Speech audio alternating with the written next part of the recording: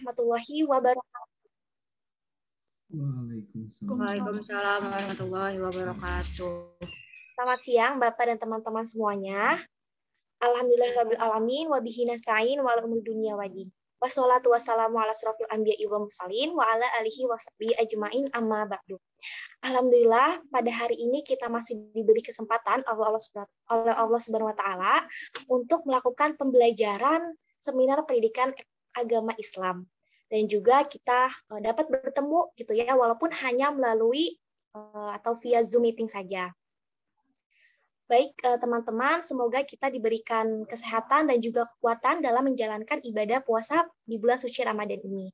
Sebelumnya perkenalkan, nama saya Tira Maharani sebagai moderator yang akan memimpin jalannya diskusi pada siang hari ini yang membahas mengenai profesionalisme guru yang Islami yang akan dibawakan dan dipresentasikan oleh kelompok 9 dengan anggotanya yaitu ada Amelia Nisa Oktaviani, kemudian ada Dela Novia Nirmaya, ada Farid Irham Budia, dan juga ada Ratu Anggi. Baik, kalau begitu dimohon kepada teman-teman semuanya untuk mengaktifkan kamera dan untuk memperhatikan teman-teman kita yang akan presentasi ya. Kalau begitu langsung saja saya serahkan kepada kelompok 9 untuk memulai presentasi. Silakan. Baik, terima kasih moderator Saudari Tiara. Ya. Boleh minta tolong di-sharing terlebih dahulu.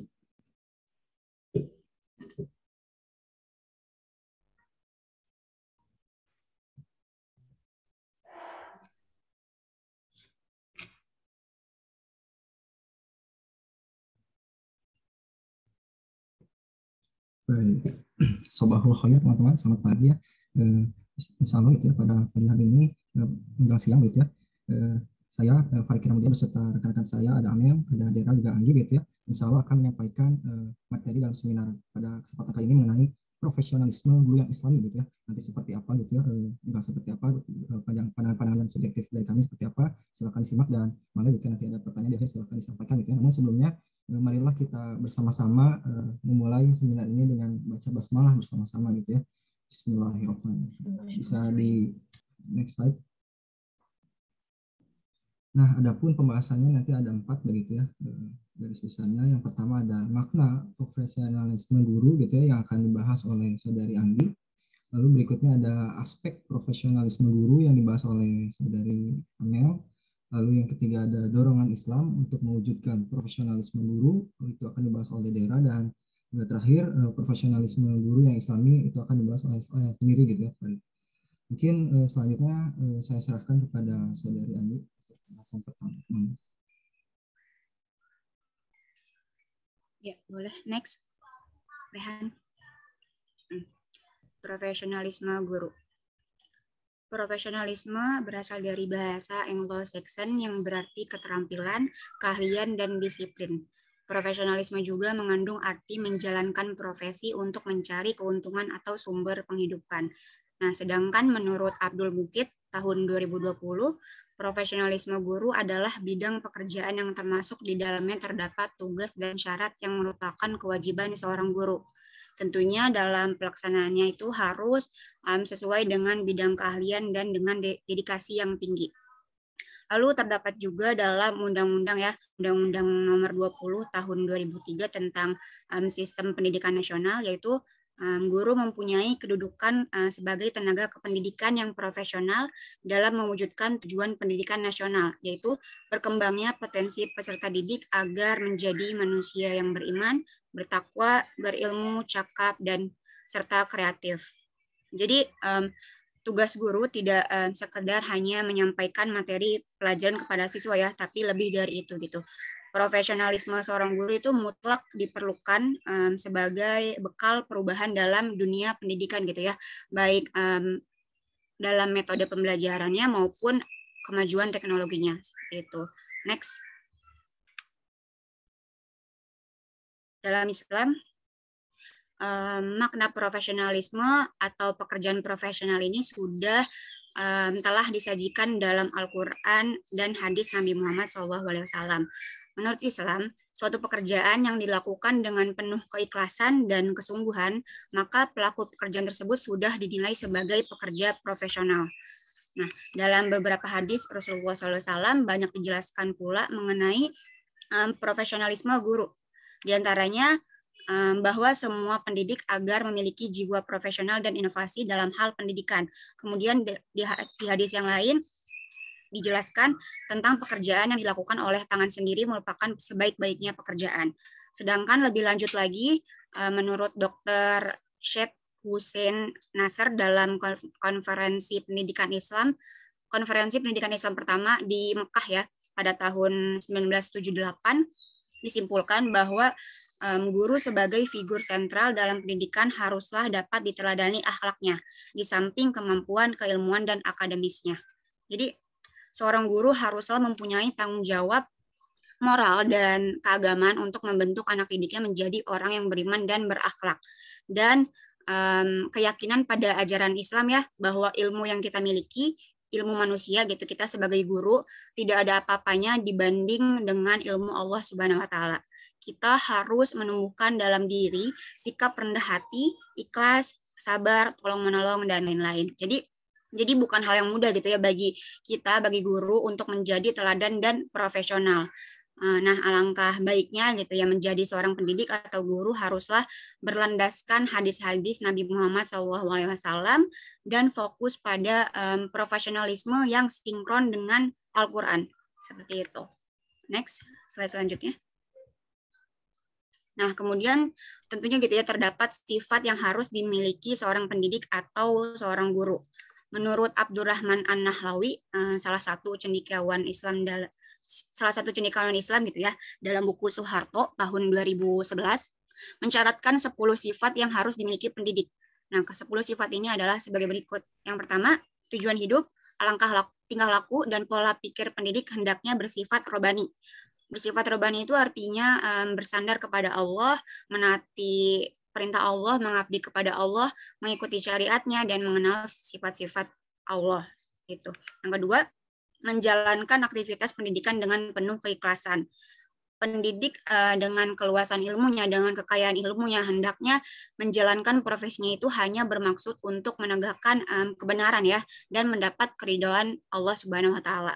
Yang ketiga, menjalankan aktivitas pendidik dengan penuh kesabaran. Karena tujuan pendidikan itu tidak akan tercapai jika dilakukan dengan tergesa-gesa. Jadi pendidik itu tidak boleh tidak boleh mengikuti hawa nafsunya gitu ya. Jadi kita sebagai guru tidak boleh ingin cepat-cepat melihat hasil karya, hasil kerja siswa sebelum si pengajaran itu tersampaikan gitu. Sebelum pengajaran itu terserap oleh jiwa peserta didik ya, seperti itu. Nah, yang keempat, menyampaikan apa yang diserukan dengan penuh kejujuran.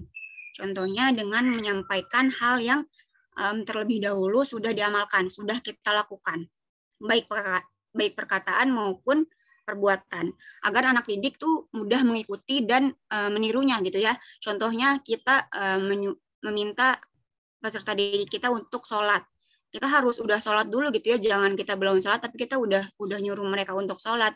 Dan sebaiknya gitu ya, kalau mau nyuruh juga, mau mengingatkan sholat itu harus dengan bahasa yang baik gitu, bahasa yang bisa diterima mereka gitu. Kalau bisa jangan menyuruh, karena kan biasanya kalau anak-anak kalau disuruh kan malah nggak mau nurut gitu ya, ikutinya seperti itu. Yang kelima, senantiasa membekali diri dengan ilmu pengetahuan. Ya, pendidik tidak boleh puas ya dengan ilmu pengetahuan yang dikuasainya. Jadi pendidik tuh harus terus-menerus membiasakan diri untuk mempelajari, untuk mengkaji ilmu yang didapatnya. Seperti itu. Yang keenam, memiliki kemampuan untuk menggunakan berbagai metode mengajar secara bervariasi. Seperti yang sudah kita pelajari dalam mata kuliah micro teaching ya, pendidik seharusnya menguasai berbagai metode mengajar dengan baik gitu, biar agar menarik perhatian peserta didik.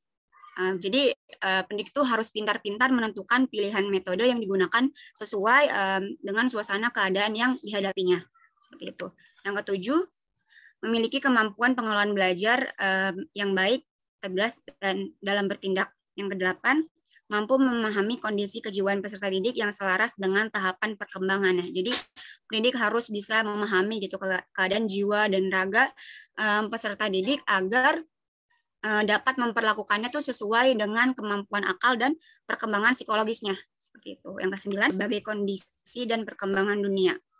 Karena yang kita semua telah ketahui gitu ya, perkembangan dunia atau perkembangan zaman ini termasuk yang dapat mempengaruhi keyakinan dan pola pikir peserta didik gitu. Jadi kita sebagai pendidik harus peka terhadap sekitar, harus tanggap gitu. Itu baik atau tidak untuk peserta didik kita gitu. Yang terakhir, memperlakukan peserta didik dengan adil.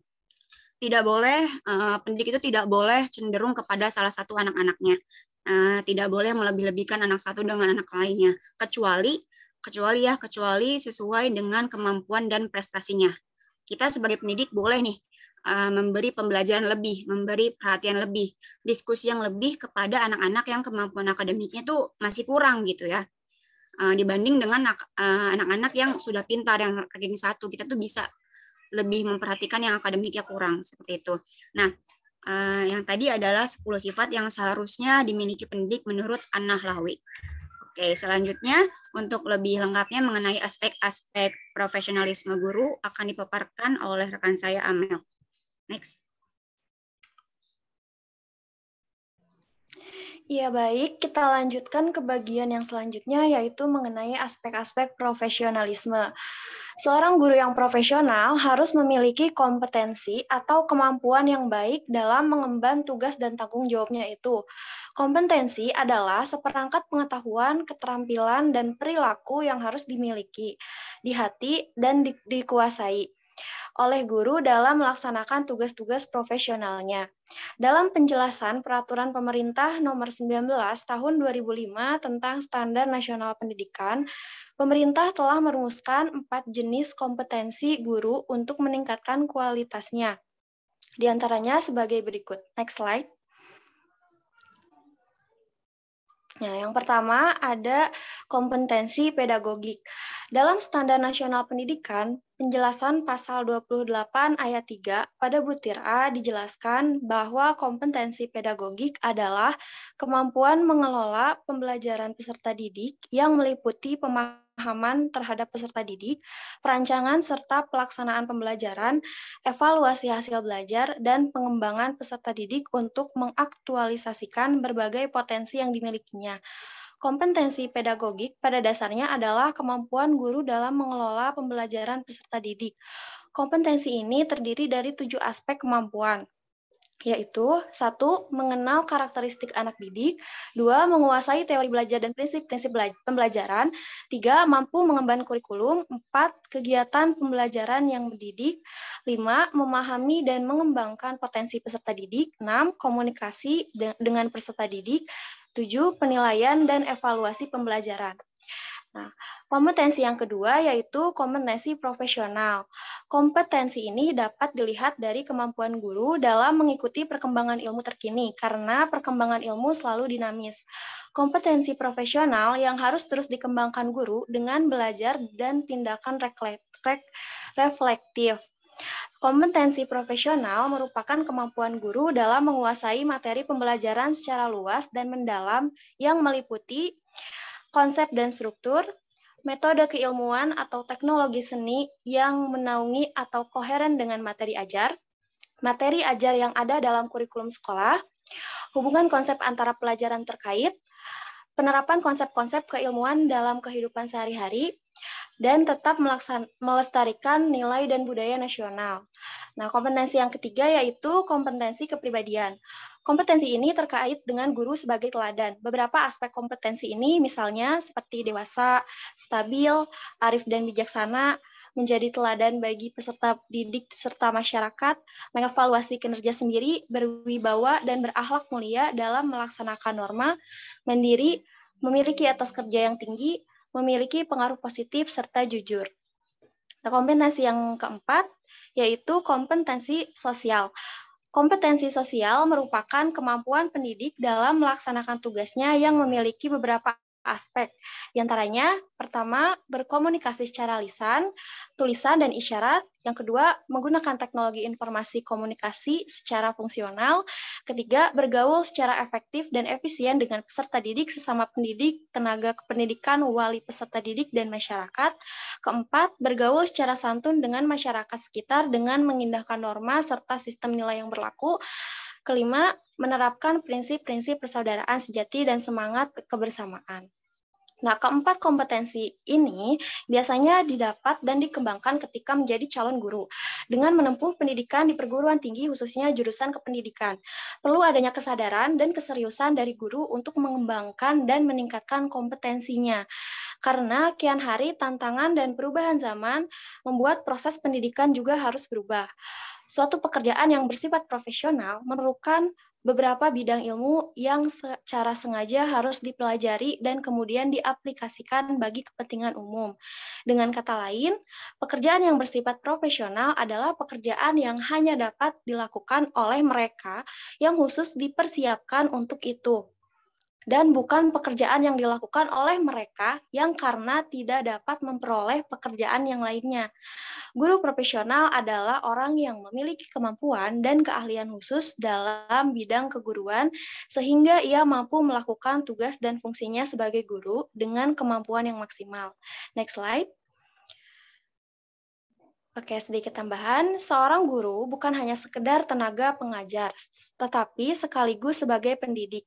Oleh karena itu, dalam Islam dikatakan seseorang dapat menjadi guru bukan hanya karena ia telah memenuhi kualifikasi keilmuan dan akademis saja. Yang lebih terpenting yaitu harus terpuji akhlaknya agar dapat menjalankan tugasnya menjadi sebagai seorang pendidik yang baik serta profesional untuk membentuk anak didiknya menjadi orang yang berilmu dan berakhlak. Baik, sekian yang dapat saya sampaikan mengenai aspek-aspek profesionalisme. Kemudian untuk bagian yang selanjutnya akan disampaikan oleh rekan saya, Dera Novia Nirmaya. Baik, selanjutnya saya akan menjelaskan terkait dengan dorongan Islam untuk mewujudkan profesionalisme guru. Yang pertama itu kedudukan guru yang mulia.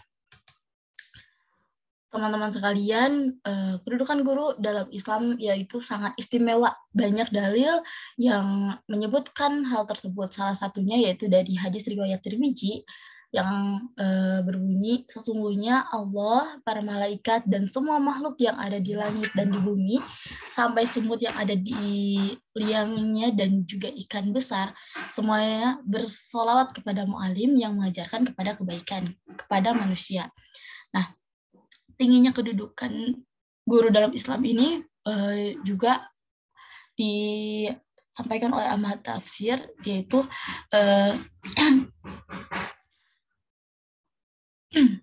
bahwa ilmu pengetahuan bersumber pada Allah, sebagaimana dari surat Al-Baqarah ayat 32.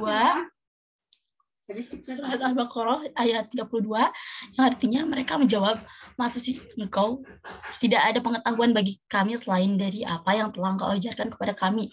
Sesungguhnya engkau maha mengetahui lagi maha bijaksana." Karena ilmu itu berasal dari Allah, maka guru pertama adalah Allah. Pandangan demikian melahirkan sikap pada orang Islam bahwa ilmu itu tidak terpisah dari Allah, ilmu tidak terpisah dari guru juga. Maka dengan demikian kedudukan guru amat sangat tinggi ya dalam Islam. Alasan lain mengapa guru mendapat kedudukan mulia dalam Islam yaitu terkait dengan kewajiban menuntut ilmu bagi setiap muslim, yang mana muslim diwajibkan untuk menuntut ilmu. Proses menuntut ilmu itu berlangsung di bawah bimbingan guru. Dan mungkin tanpa guru, sulit rasanya untuk peserta didik ataupun kita sebagai muslim bisa memperoleh ilmu secara baik dan juga benar. Itulah sebabnya kedudukan guru menjadi sangat istimewa dalam Islam. Bahkan tradisi tasawuf yang terkenal mengungkapkan bahwa siapa yang belajar tanpa guru, maka gurunya adalah seton. Al-Ghazali juga menggambarkan kedudukan guru dalam agama sebagai makhluk di atas bumi yang paling utama adalah manusia. Bagian manusia yang paling utama adalah hatinya. Yang mana seorang guru itu sibuk menyempurnakan atau memperbaiki dan juga membersihkan dirinya agar lebih dekat kepada Allah Azza wa Jalla. Maka mengajarkan ilmu merupakan juga ibadah dan juga pemenuhan tugas sebagai khalifah Allah di muka bumi. Bahkan merupakan tugas kekhalifahan Allah yang paling utama. Sebab Allah telah membukakan untuk kita hati seorang alim, yaitu suatu pengetahuan. Sifatnya yang paling istimewa. Nah, selanjutnya ada pun beberapa dorongan dalam Islam, yaitu ada diriwayatkan dalam surat-surat yang yaitu Al-Bayyinah, Al-Baqarah, dan juga hadis Bukhari dan juga Baihaqi. Nah, teman-teman sekalian, guru profesional itu adalah seorang yang mempunyai keahlian dan juga kemampuan khusus membimbing dan membina peserta didik seperti tadi yang sudah dijelaskan oleh rekan-rekan saya gitu ya. Nah, baik dari segi intelektual, spiritual maupun dari emosionalnya. Dan profesional dalam Islam khususnya di bidang pendidikan, seorang guru juga harus mempunyai kualitas keilmuan pendidikan yang memadai untuk menunjang tugas sebagai profesinya. Sebagaimana diriwayatkan dalam sabda Nabi Muhammad SAW, yaitu apabila suatu perkara diserahkan kepada yang bukan ahlinya, maka tunggulah kehancurannya. Hadis riwayat Bukhari.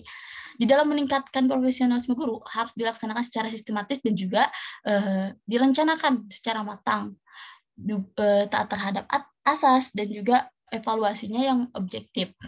Hal tersebut dimaksudkan untuk mempunyai agar guru mempunyai tanggung jawab terhadap tugas dan juga kewajibannya sebagai seorang pendidik. Guru dalam Islam sebagai pemegang jabatan profesional membawa misi ganda gitu ya. Yaitu yang pertama adalah misi agama dan juga misi ilmu pengetahuan. Misi agama menuntut guru untuk menyampaikan nilai-nilai ajaran agama kepada muridnya sehingga murid dapat menjalankan kehidupan sesuai dengan norma-norma agama yang diajarkan oleh guru tersebut. Misi ilmu juga artinya pengetahuan menuntut ilmu menyampaikan ilmu sesuai dengan perkembangan zaman. Tadi yang sudah saya sebutkan ada dari Quran surat Al-Bayyinah yang artinya sesungguhnya orang-orang yang beriman dan melakukan pekerjaan yang baik, mereka itu adalah sebaik-baiknya makhluk. Dan juga dari hadis riwayat Tabrani dan Baihaqi dari Aisyah radhiyallahu anhu, Rasulullah bersabda, sesungguhnya Allah mencintai seseorang yang apabila bekerja mengerjakannya secara profesional. Nah, maka dari itu teman-teman sekalian, sebagai seorang pendidik dan sebagai seorang guru, kita juga harus meningkatkan diri kita, yaitu dengan membiasakan diri untuk bekerja secara profesional sebagaimana yang telah dianjurkan dalam ajaran kita agama Islam dan juga sebuah kewajiban bagi kita untuk menjadi profesional sebagaimana tadi yang sudah dijelaskan oleh saya dari hadis-hadis dan juga Quran dan juga dalam Al-Quran. Baik, slide selanjutnya.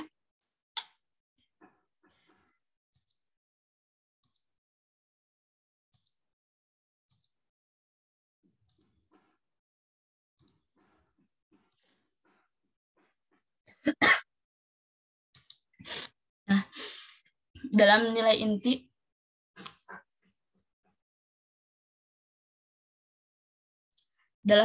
ada beberapa nilai inti untuk mewujudkan profesionalisme.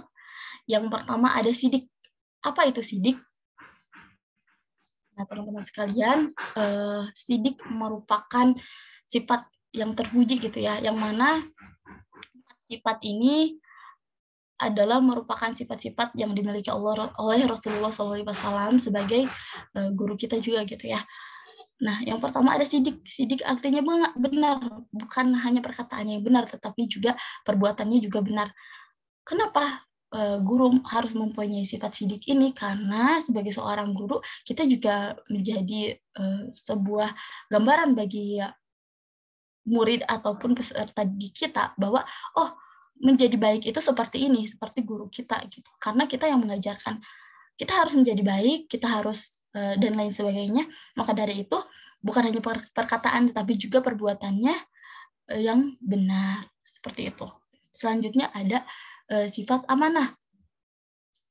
Amanah artinya bisa dipercaya.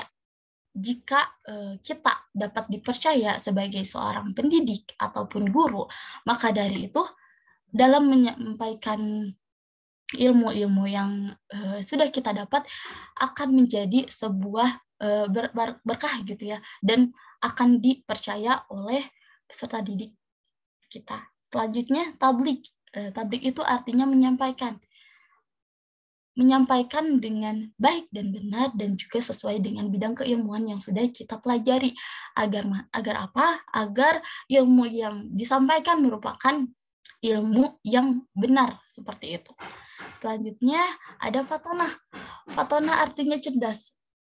Sebagai seorang guru, ini sebuah kewajiban gitu ya, bagi seorang guru, kita tuh harus cerdas gitu.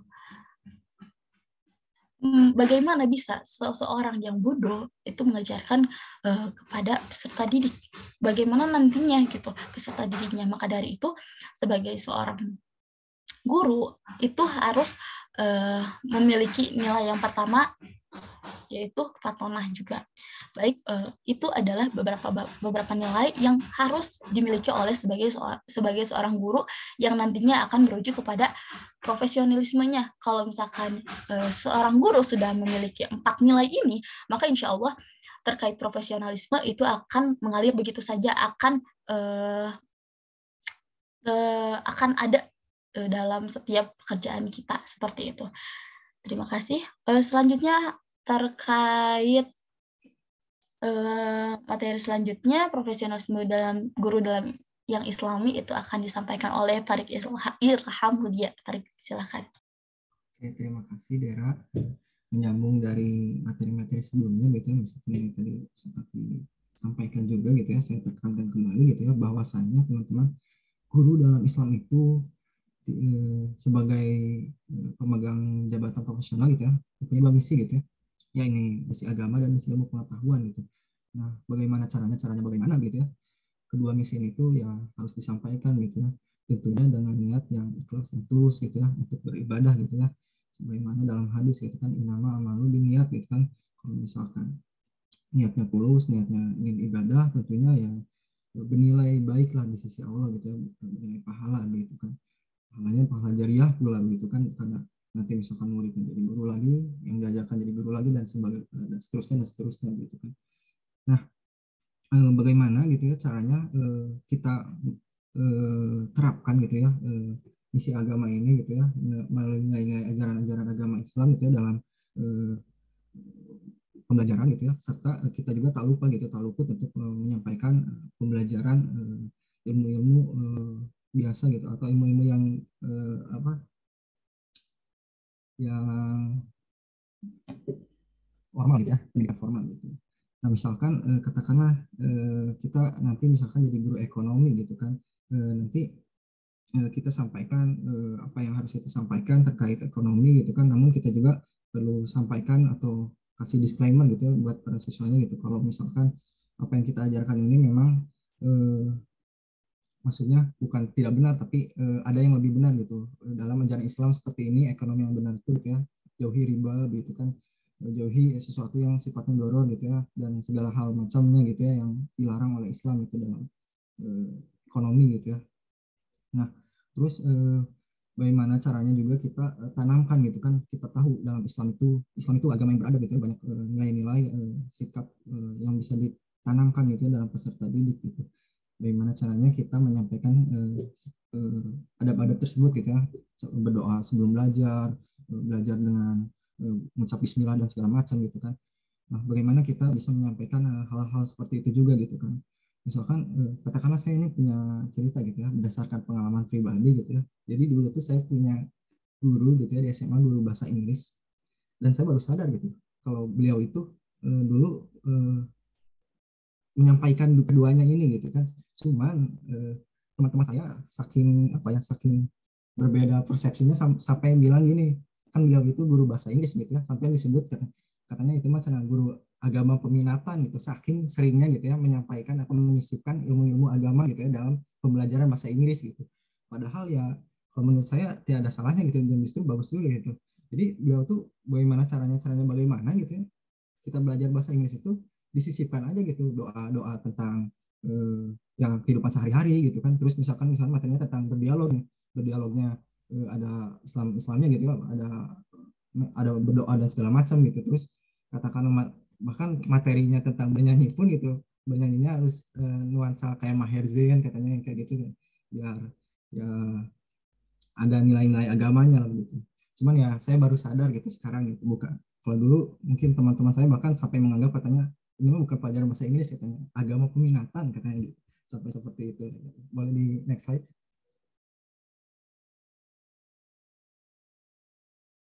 Nah, berikutnya kalau tadi sudah disampaikan gitu ya mengenai sifat-sifat yang harus ada oleh seorang guru gitu ya dalam Islam gitu ya. Nah, berikutnya adapun syarat-syarat gitu ya guru profesional dalam Islam itu. Nah, menurut Islamiyah tahun 2016 dalam jurnalnya yang berjudul Profesionalisme Guru dalam Perspektif Islam menyimpulkan beberapa hasil literatur kajian yang menyampaikan beberapa hasil literatur kajian Islam terkait guru Islami menyebutkan bahwa syarat-syarat guru profesional antara lain yang pertama bertakwa, teman-teman.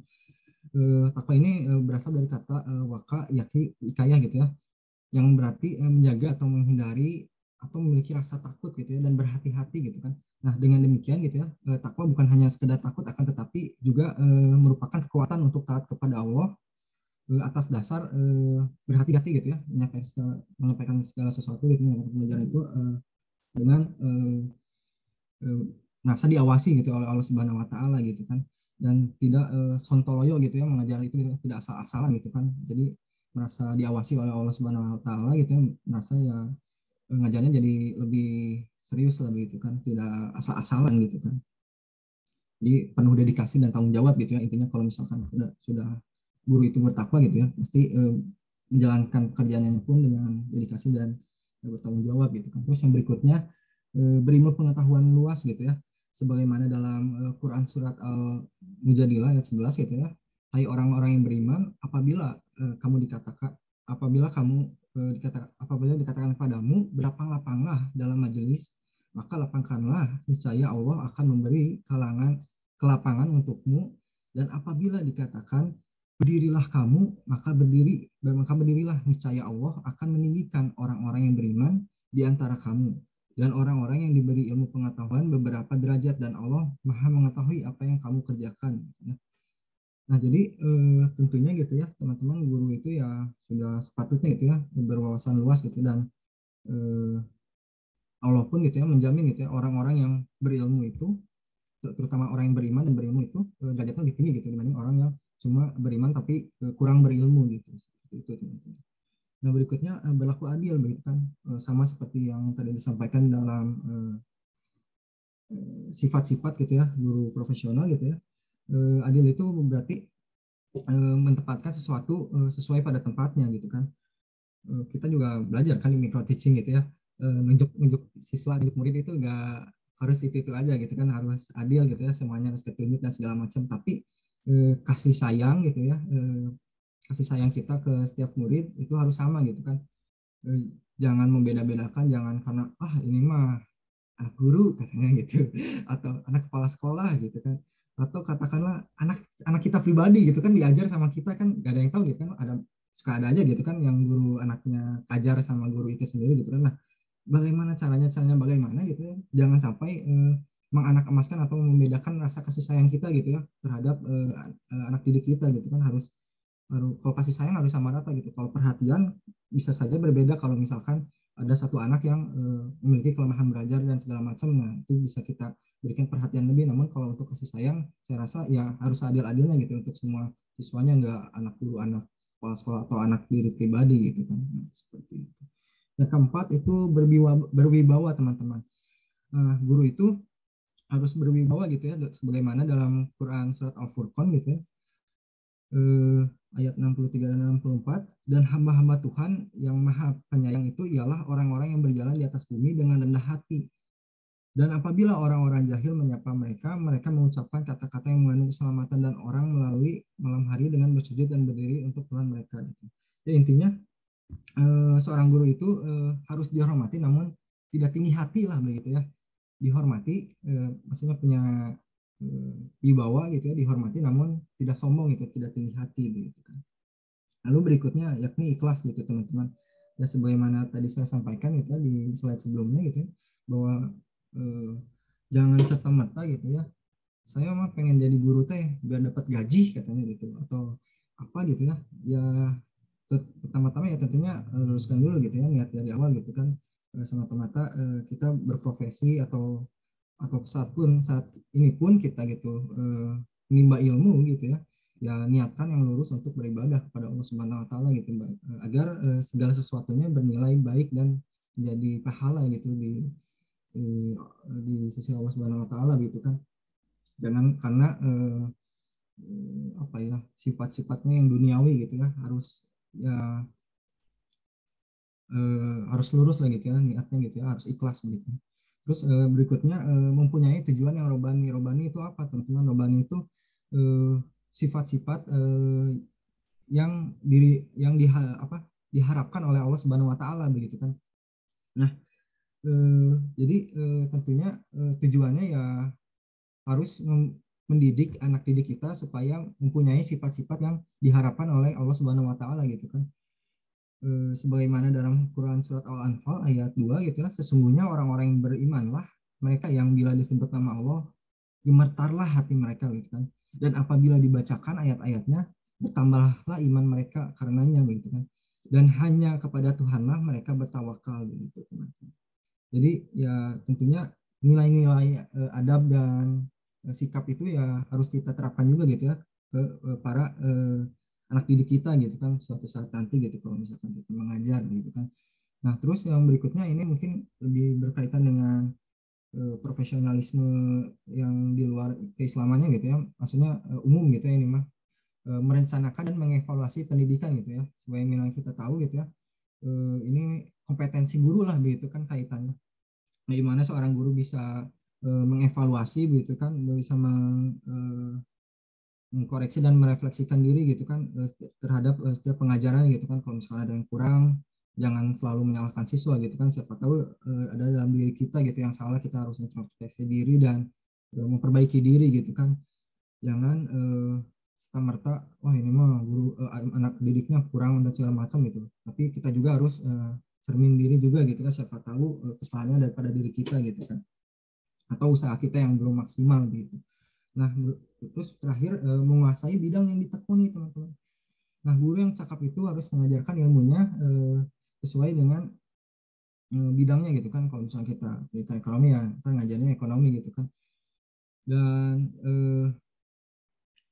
pernah gitu ya saya baca dalam salah satu hadis gitu kan, apabila suatu perkara diserahkan kepada yang bukan ahlinya maka tunggulah kehancurannya gitu kan. Jadi ya segala sesuatu ya harus sesuai bidangnya gitu ya. Kalau misalkan pendidikan ya tentunya guru yang sudah mengetahui gitu ya kompetensi-kompetensi yang harus dimiliki oleh seorang guru gitu, misalkan seperti itu.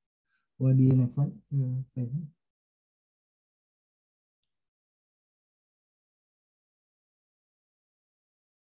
Nah, berikutnya mengenai etika dan tugas guru profesional gitu kan. Nah, menurut Imam Al-Ghazali gitu ya, ada beberapa gitu ya etika dan tugas khusus gitu ya seorang guru gitu ya sebagai berikut. Yang pertama, menunjukkan kasih sayang kepada murid dan memperlakukannya seperti anak sendiri gitu kan. Nah, ini bagaimana gitu kan kita memberikan kasih sayang kita gitu ya, sebagaimana kasih sayang kita terhadap anak sendiri gitu kan. Nah, itu harus kita terapkan gitu ya dalam mengajar anak didik kita suatu saat nanti misalkan seperti itu ya. Terus yang kedua, kita harus berteladan kepada sikap-sikap dan perilaku Nabi Muhammad SAW gitu kan.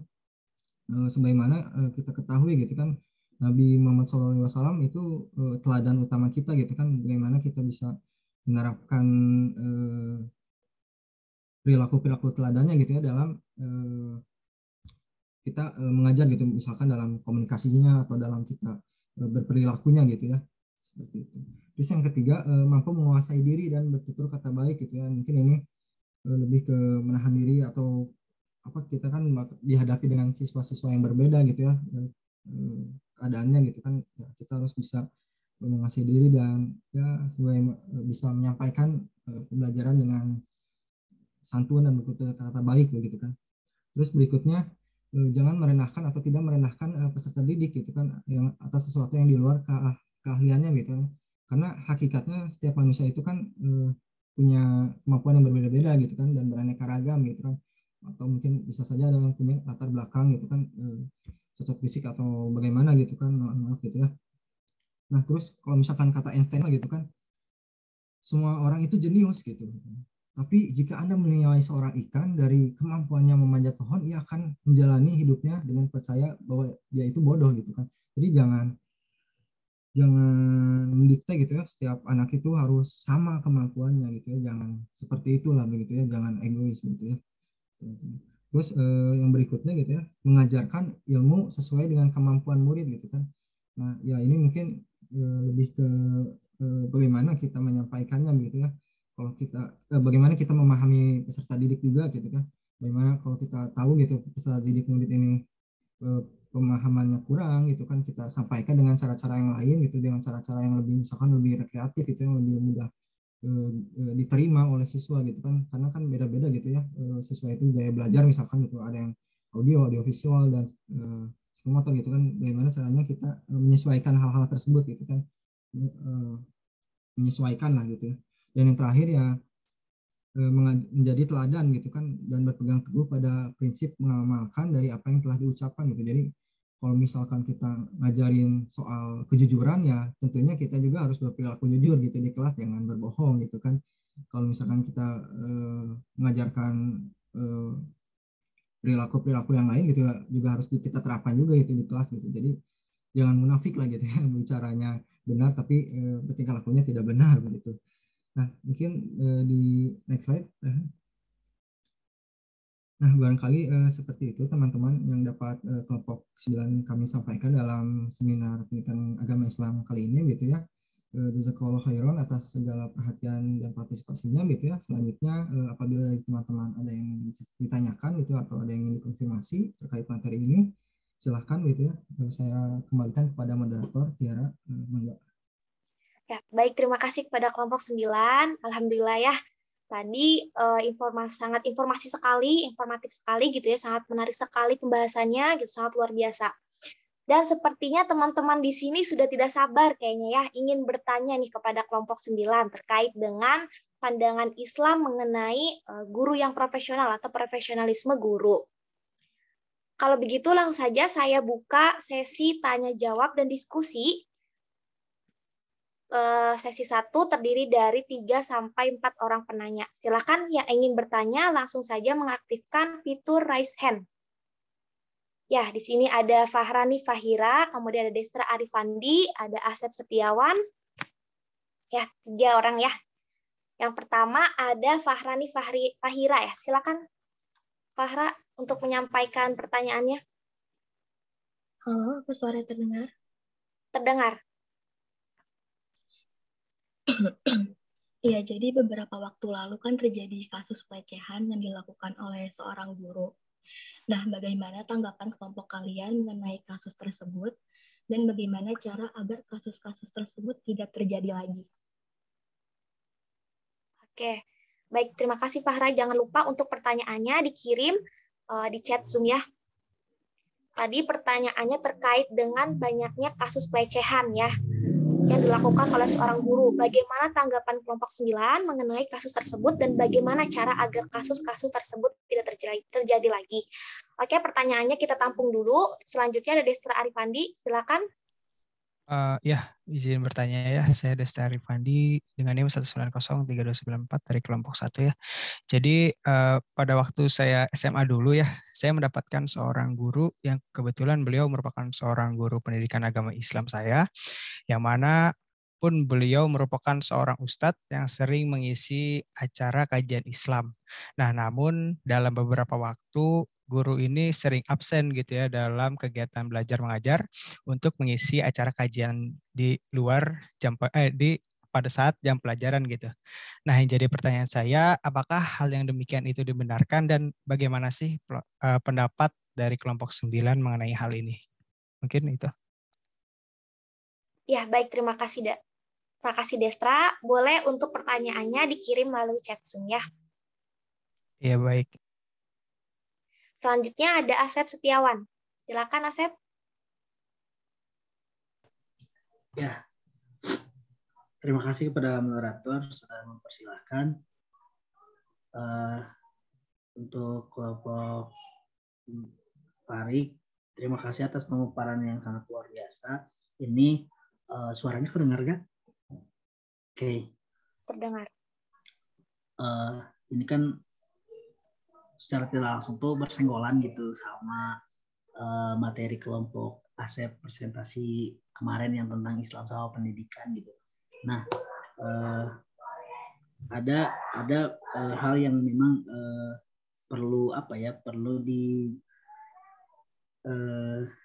dibangun lah dalam diri seorang guru gitu. Nah, menurut pandangan kelompok itu berkenaan dengan profesionalisme guru dalam Islam gitu, nilai-nilai apa yang harus dimiliki terlebih dahulu gitu sebagai istilahnya sebagai fondasi untuk kita tuh agar menjadi seorang guru tuh yang nggak konvensional meskipun materi kita ekonomi yang kayak gitu ya.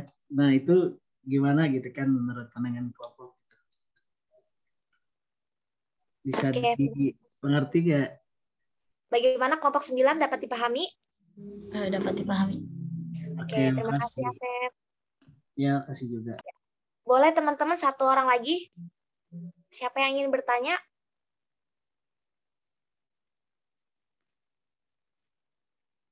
Di sini ada Rehan, Khairul Insan, dan juga ada Pramesti Citra. Waduh, siapa nih? Dua-duanya aja deh. Ada Rehan, silakan Rehan. Cek, terdengar suaranya tidak? Terdengar. Ya, izin sebelumnya saya Rehan Khairul Insan dari kelompok 1 gitu ya. Nah, kan waktu pas SMA dulu gitu, saya itu ada guru gitu, tapi bukan berasal dari lulusan pendidikan gitu atau SPD. Nah, yang mau saya tanyakan gitu, bagaimana jika seorang guru tersebut yang bukan dari jurusan atau lulusan dari pendidikan tersebut, tetapi pada saat mengajar itu, beliau itu mudah dipahami gitu oleh peserta didiknya, dan juga bisa disebut sebagai guru idaman lah, karena beliau itu bisa memahami karakteristik dari peserta didik tersebut gitu. Nah, apakah hal tersebut itu bisa dikatakan sebagai guru profesional atau tidak? Terima kasih. Oke, terima kasih Rehan. Untuk pertanyaannya jangan lupa dikirim di chat Zoom ya. Selanjutnya ada Pramesti Citra. Silakan Citra. Suaranya kedengeran? Terdengar. Ya, pertanyaannya kurang lebih sama ya kayak yang Rehan tadi. Dia gurunya itu bukan dari yang berkependidikan gitu jurusannya, terus dia jadi guru. Nah, kalau misalkan gurunya udah bukan lulusan dari yang berpendidikan dan juga beda jurusan, misalnya dia ngajarnya itu sejarah atau PKN, tapi dia tuh lulusannya misalnya sastra Jepang gitu. Tapi itu tuh gimana gitu? Apakah itu masih bisa disebut guru yang profesional atau gimana? Karena kan dia tidak punya basic pelajaran yang dia ajarin. Terima kasih. Oke, terima kasih Citra. Jangan lupa pertanyaannya kirim di chat Zoom ya. Untuk Asep, saya pertanyaannya boleh dikirim ke chat Zoom, Sep? Iya, ini lagi ngetik bentar. Oh ya, siap. Makasih, Sep. Oke, ini udah ya, udah cukup. Ada 5 orang penanya. Yang pertama saya bacakan ulang ya, teman-teman. Yang pertama dari Fahrani Fahira Farabi dari kelompok 6. Bertanya, beberapa waktu lalu terjadi kasus pelecehan yang dilakukan oleh seorang guru. Bagaimana tanggapan kelompok kalian mengenai kasus tersebut dan bagaimana cara agar kasus-kasus tersebut tidak terjadi lagi? Kemudian ada dari Destra Arifandi, dia bertanya, pada waktu saya SMA dulu, saya mendapatkan seorang guru yang kebetulan beliau merupakan guru pendidikan agama Islam, yang mana beliau juga merupakan seorang ustadz dan yang sering mengisi acara kajian Islam. Namun dalam beberapa waktu, guru saya ini sering absen dalam kegiatan belajar mengajar untuk mengisi acara kajian Islam di luar. Yang jadi pertanyaan saya adalah, apakah hal yang demikian itu dibenarkan? Dan bagaimana sih pendapat dari kelompok 9 mengenai hal ini? Kemudian ada dari Rehan Khairul Insan, bagaimana jika seorang guru yang bukan berasal dari jurusan pendidikan keguruan, tetapi pada saat mengajar mudah dipahami peserta didiknya dan bisa disebut sebagai guru idaman. Apakah hal tersebut bisa dikatakan guru profesional atau tidak? Kemudian dari Asep, perwakilan dari kelompok 3, izin bertanya, menurut pendapat kelompok 9, dalam kaitannya dengan profesionalisme guru dalam Islam, nilai-nilai apa saja yang mesti dimiliki sebagai seorang guru sehingga meskipun mata pelajarannya ekonomi liberal, tetapi seorang guru tersebut tidak lepas dari koridor Islam.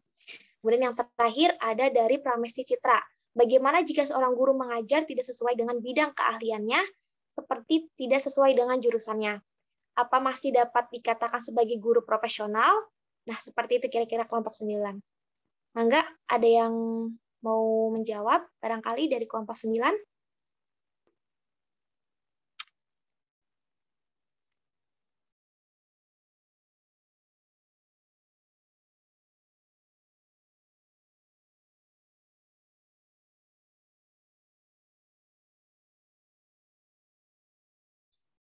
Sebentar ya, mungkin Tiara. Maaf.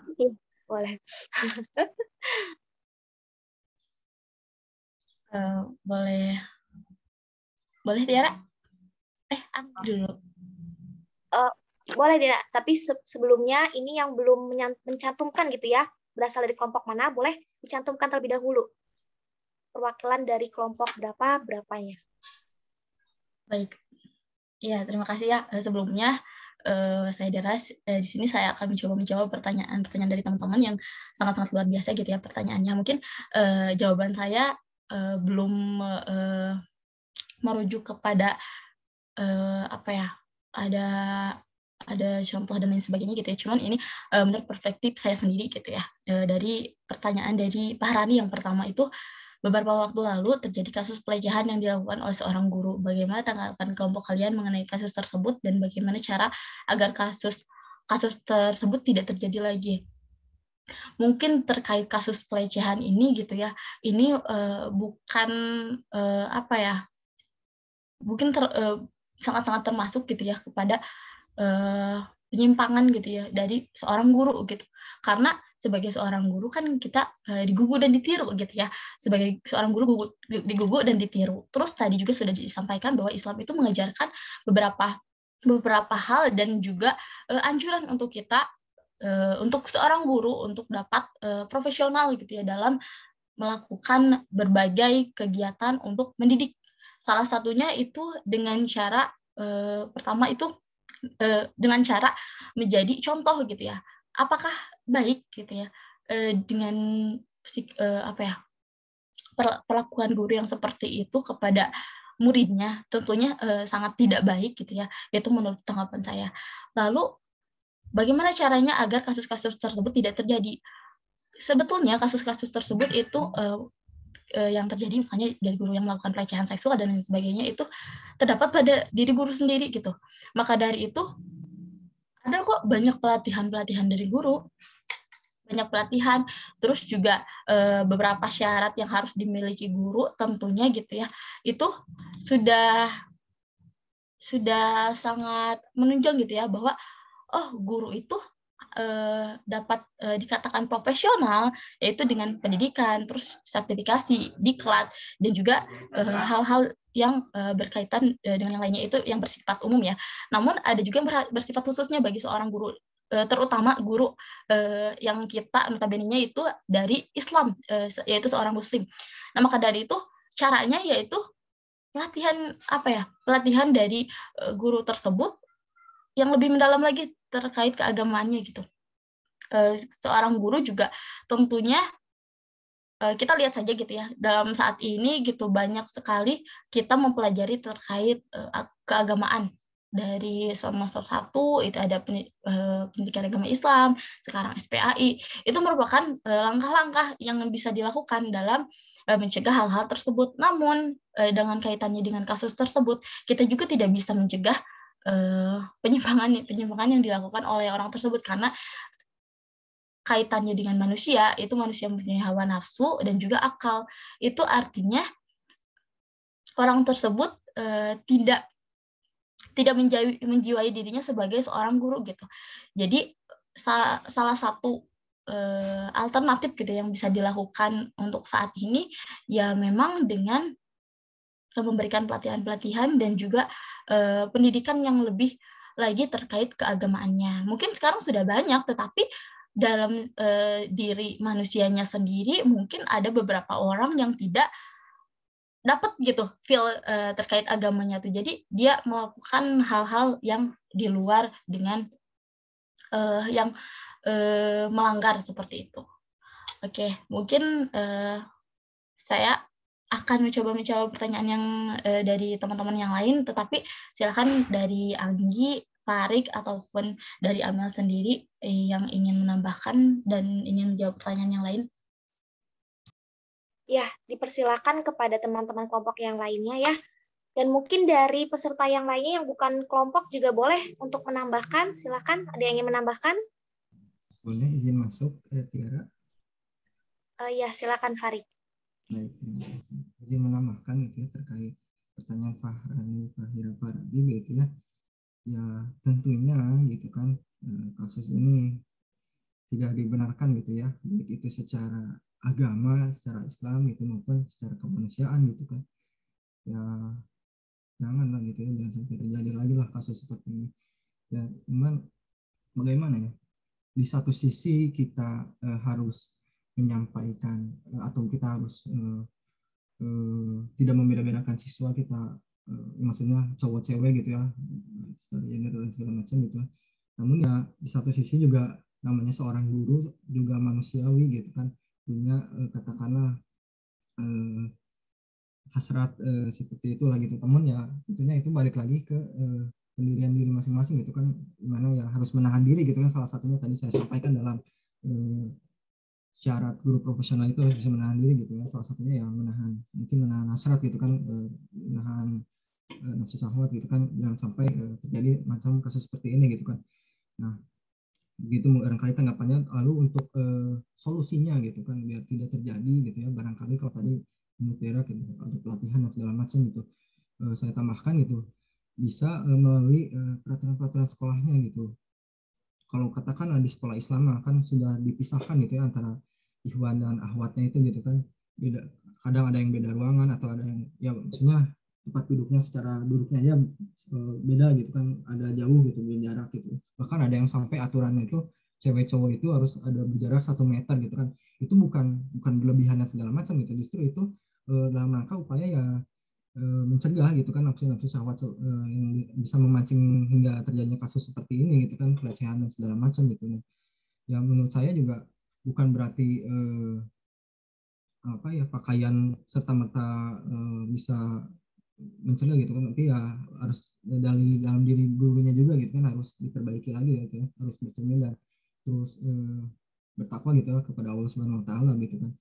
Dan ya salah satunya aturan ini juga menurut saya ya sekiranya bisa membatasi gitu kan, bisa memberi batasan-batasan gitu agar sesuatu yang merujuk kepada kemaksiatan atau ke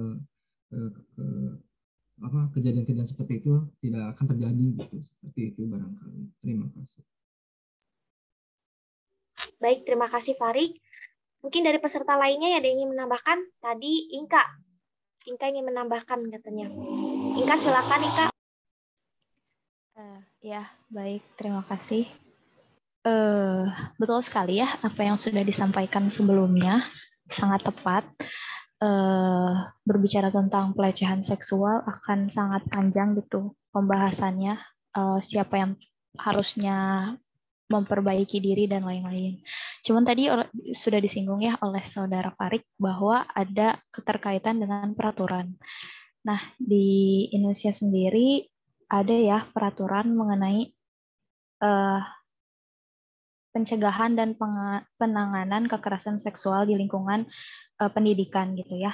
Ada pada peraturan nomor 30 tahun 2021 atau disebut juga dengan PPKS.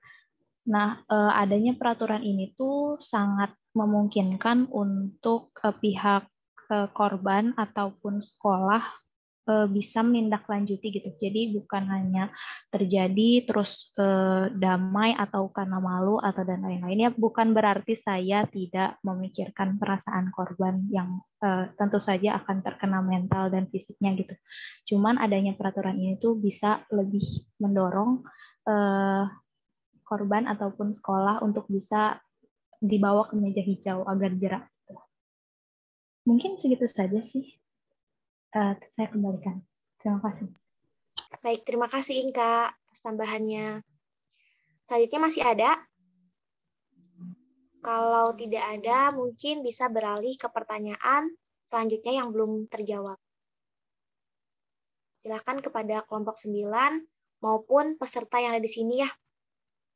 Boleh ikut membantu kelompok 9 dalam menjawab. Karena ini sistemnya diskusi. Silakan teman-teman. Izin, Tiara. Boleh, Farik, silakan. Ya, saya ingin menjawab pertanyaan nomor 2 dari saudara Destra gitu. Destra ada, Des? Ada dong. Oke, bagus. Saya ingin tanya lagi nih, Des. Jadi, ini bukan gibah gitu ya, teman. Saya juga perlu tahu gitu kan, lebih lanjut gitu kan. Jadi, guru Anda ini itu gitu kan, ketika dia absen gitu kan, apakah gimana ya, masih bertanggung jawab memberikan katakanlah tugas atau instruksi harus seperti apa gitu ke kelas? Enggak sih, paling pas minggu depannya cuma bilang, oh iya Bapak minggu kemarin habis ikut kajian gitu, habis ngisi acara gitu dong. Minta maaf sih. Oh, sering itu teh berarti? Ya lumayan sih. Gimana ya, kalau katakanlah ya, kalau misalkan ini subjektif ya pandangan saya pribadi gitu kan. Kalau misalkan katakanlah memang ketidakhadirannya itu gitu kan atas dasar untuk kegiatan yang lebih sifatnya lebih penting gitu, atau yang urgensinya lebih utama gitu kan, atau misalkan ya berdakwah gitu dan segala macam ya, saya bisa bilang ya mungkin bisa dibenarkan gitu kan. Tapi ya tidak lepas gitu kan tanggung jawabnya juga gitu kan, dia sebagai seorang guru ya setidaknya gitu kan seharusnya tetap harus bisa menyampaikan apa yang harus disampaikan gitu kan. Kan pastinya seorang guru, misalkan guru agama gitu kan misalkan, tentunya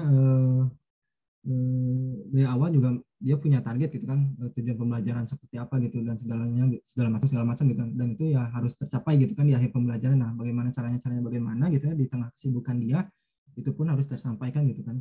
Kalaupun sesibuk-sibuknya dia ya kalau bisa gitu kan seharusnya gitu kan diberikanlah tugas gitu kan, diberikanlah bahan pembelajaran untuk dibaca dan segala macam gitu. Namun dengan menyampaikan permohonan maaf juga gitu kan atas dasar kegiatan atau kepentingan yang lebih utama gitu kan dari kegiatan yang tidak bisa dia hindarkan lah gitu. Itu menurut saya gitu. Terima kasih atas pertanyaan. Iya baik, terima kasih Farik jawabannya.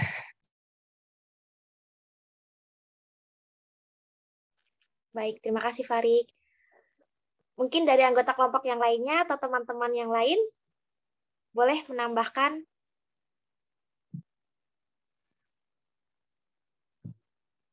Ayo, nggak ada lagi nih yang mau menambahkan.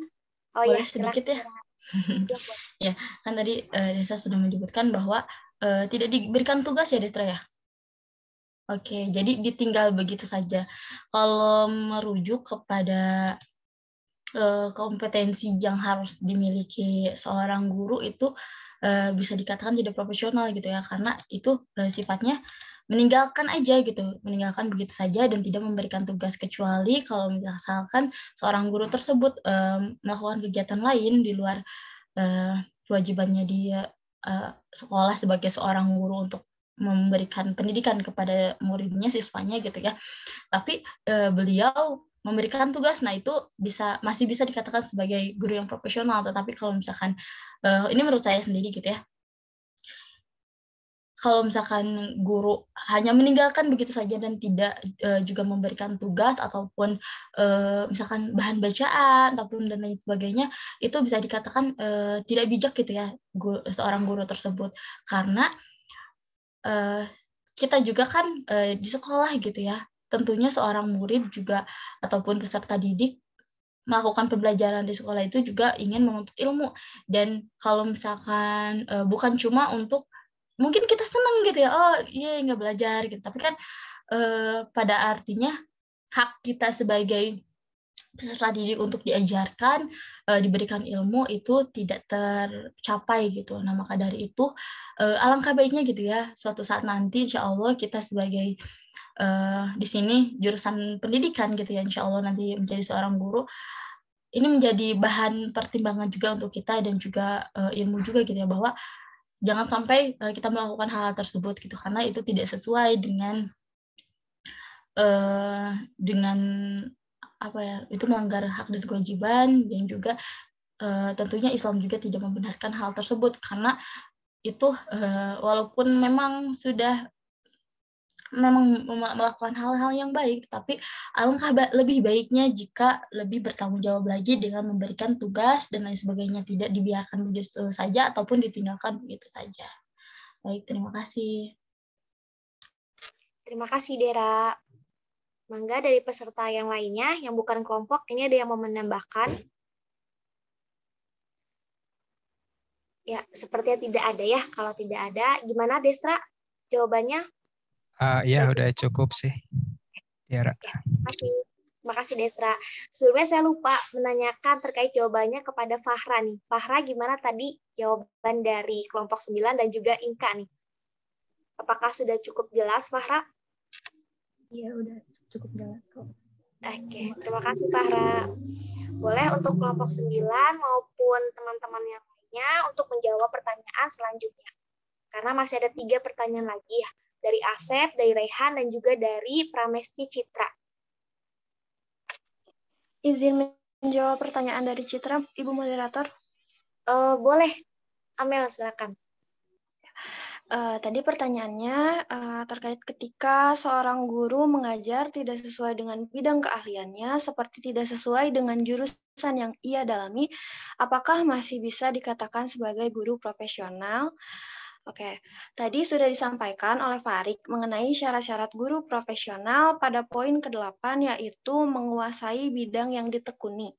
Nah, saya sampaikan kembali, dalam konsep Islam, terutama dalam perspektif hadis Rasulullah SAW, guru yang tidak mampu menguasai bidang keahliannya tidak diperbolehkan untuk menjadi guru, sebab jika dibiarkan nantinya akan berpengaruh terhadap kualitas peserta didik dan lembaga pendidikan.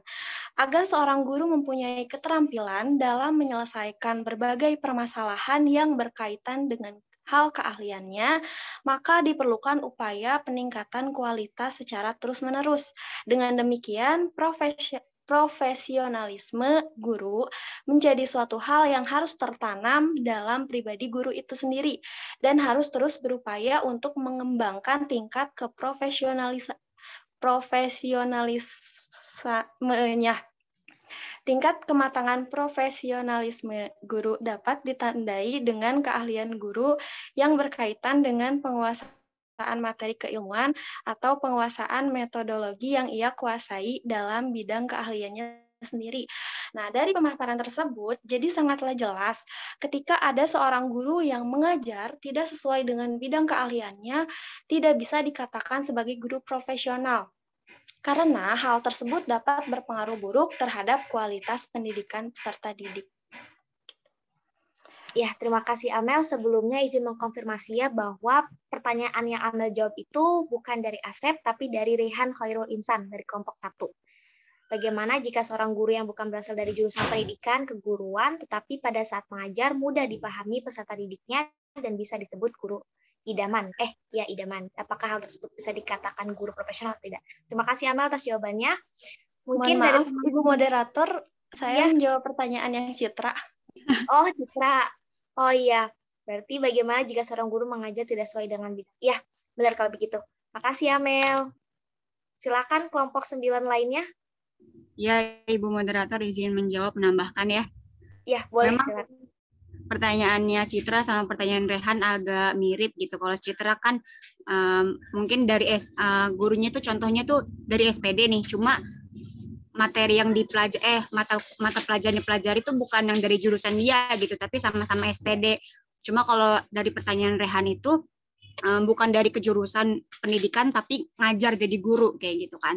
Nah, izin menambahkan juga yang Amel gitu ya, benar banget penjelasan yang udah Amel sampaikan gitu. Saya juga punya contoh konkretnya langsung gitu ya. kenal sama guru yang ngajar di kampus mengajar di sekolah yang saya tugaskan gitu kan. Jadi tuh emang di sekolah ini tuh ada kekurangan guru, memang kekurangan guru banget. Jadi seorang guru itu bisa ngajar sampai 3 mata pelajaran, bahkan merangkap juga sebagai wali kelas gitu ya. Dan saya banyak ngobrol gitu sama guru biologi. Beliau tuh emang udah ngajar biologi bertahun-tahun, tapi karena dipindah tugaskan di sekolah itu, jadi harus merangkap juga ngajar fisika kayak gitu. Itu kan walaupun sama-sama IPA kan, tapi beda jalur gitu ya, beda ranahnya. Jadi beliau juga ngomong sendiri gitu ke saya kalau saya tuh kesulitan katanya ngajar fisika, walaupun saya tahu nih cara mengajar, cara menyampaikan materi, tapi kan saya tidak belajar mendalami fisika gitu kan. Jadi beliau sendiri tuh bilang kalau misalnya saya juga takut kalau materi ini tidak tersampaikan dengan baik seperti itu. Jadi bisa dibilang kalau emang tidak sesuai bidangnya gitu, guru itu bakal dianggap tidak profesional gitu ya, karena materi yang disampaikan tidak tersampaikan dengan baik gitu. Nah, melanjut gitu ya menjawab pertanyaan dari Rehan. Bagaimana jika seorang guru yang bukan berasal dari jurusan pendidikan keguruan, tapi pada saat mengajar mudah dipahami gitu ya. Jadi istilahnya mah walaupun bukan dari jurusan pendidikan, idaman gitu lah ya, ngajarnya enak gitu. Saya juga punya contoh gitu dulu pas SMA, guru SMA saya tuh guru fisika saya tuh bukan dari pendidikan. Jadi beliau itu gelarnya sarjana sains. Nah, beliau itu kalau ngajar benar-benar bagus banget, materi tersampaikan, kita tuh belajar fisika bukannya menyeramkan, menegangkan, malah fun gitu, malah seru gitu, malah pengen terus belajar fisika. Nah, bagus banget gitu beliau pokoknya intinya, padahal beliau bukan dari jurusan pendidikan. Tapi sayangnya di tahun kedua beliau itu dirotasi, karena beberapa guru di sekolah kami itu dirotasi gitu kan. Nah, kita dapat guru baru yang dari jurusan pendidikan fisika, malah ngajarnya tuh benar-benar yang menegangkan banget, mana gurunya killer banget, terus pelajaran fisika gitu kan. Jadi benar-benar menegangkan banget selama setahun itu gitu. Jadi intinya mah materi itu tidak tersampaikan kepada murid. Nah, menurut saya guru yang kayak gitu malah yang nggak profesional. Jadi guru walaupun bukan dari ranahnya pendidikan gitu ya, asal dapat menguasai materi dengan baik, bisa menyampaikan materi dengan baik, dapat membuat siswa nyaman dalam belajar, dapat meningkatkan motivasi belajar gitu ya, memiliki keterampilan mengajar dan tercapainya tujuan belajar, itu tuh sudah termasuk guru yang profesional gitu ya. Seperti itu. Mungkin segitu saja dari saya untuk menjawab pertanyaan pertanyaan Citra dan pertanyaan Rehan. Baik, terima kasih ya Ratu Anggi. Silakan untuk teman-teman yang lainnya. Nah, berkaitan dengan siapa tadi yang mau menjawab? Saya. Farik ya, silakan.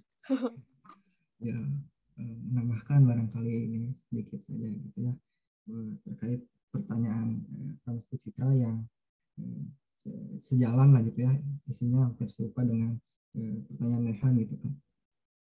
Gimana kasusnya kalau seorang yang lulusan non pendidikan gitu kan, guru itu profesional atau tidak gitu kan. Nah, mungkin kita ketahui terlebih dahulu gitu kan, bahwa salah satu profesional itu dikatakan kalau dia memahami atau menguasai ilmu pedagogik gitu kan. Nah, yang mana pedagogik ini kan memang kita pelajari gitu ya kalau di jurusan pendidikan gitu kan. Tapi kalau yang non pendidikan juga kalau misalkan pengen jadi guru gitu ya, itu kan syaratnya gitu harus mengikuti program pendidikan guru gitu kan, PPG gitu kan. Kalau yang sekarang gitu ya sesuai aturan gitu kan. Nah, jadi ya tentunya guru-guru yang bukan jurusan non pendidikan pun juga kan punya hak gitu, punya kesempatan gitu kan untuk ngajar gitu kan, dengan cara ya harus mengikuti PPG itu gitu kan. Dan jadi kalau katakanlah ada guru yang tidak bergelar sarjana pendidikan namun mengajar gitu ya, menjadi guru juga, asalkan dia sudah mengikuti sertifikasi program pelatihan guru itu gitu kan, ya tidak masalah gitu kan, menurut saya gitu, itu masih bisa dikatakan profesional gitu kan, selama dia punya kompetensi pedagogik itu gitu kan. Nah, selanjutnya gitu kan, kalau misalkan keahliannya tidak sesuai gitu dengan jurusannya gitu ya, nah, mungkin ini kaitannya dengan mungkin kalau dulu mungkin ya ketersediaan guru barangkali gitu kan.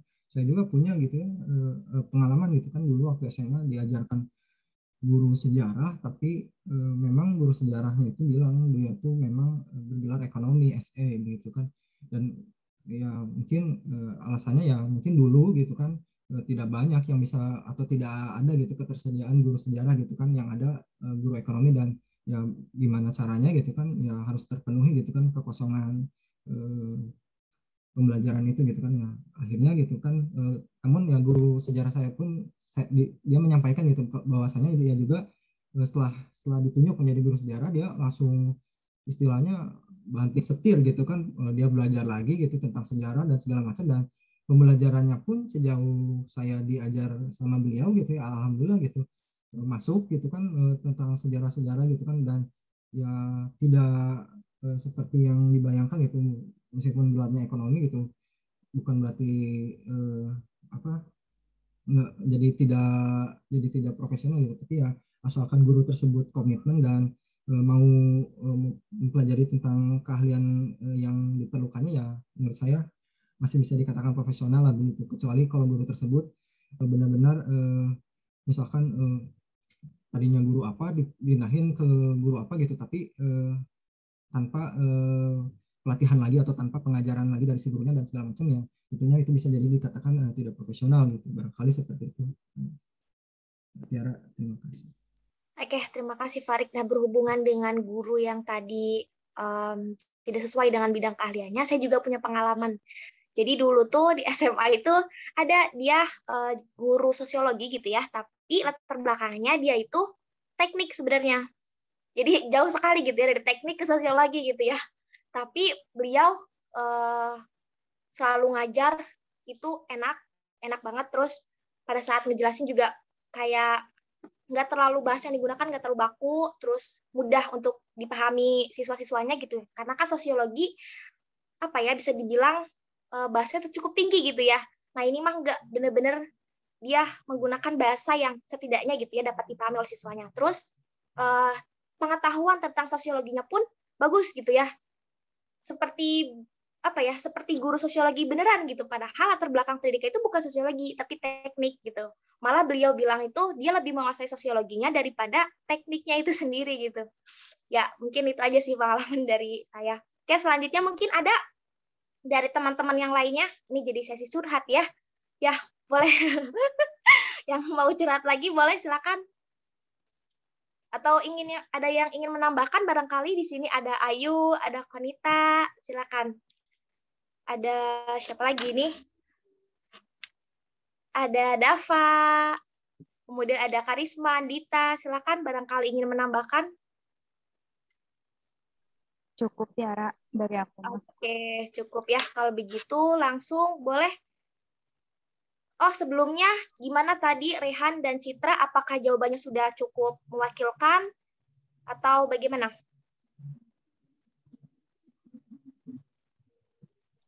Ya Tiara, kalau dari aku mah cukup.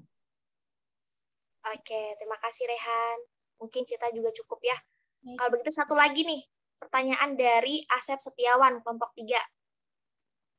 Bagaimana di kelompok 9? Ada yang ingin jawab? Oh ya, boleh silakan Dera. Baik, terima kasih Tiara.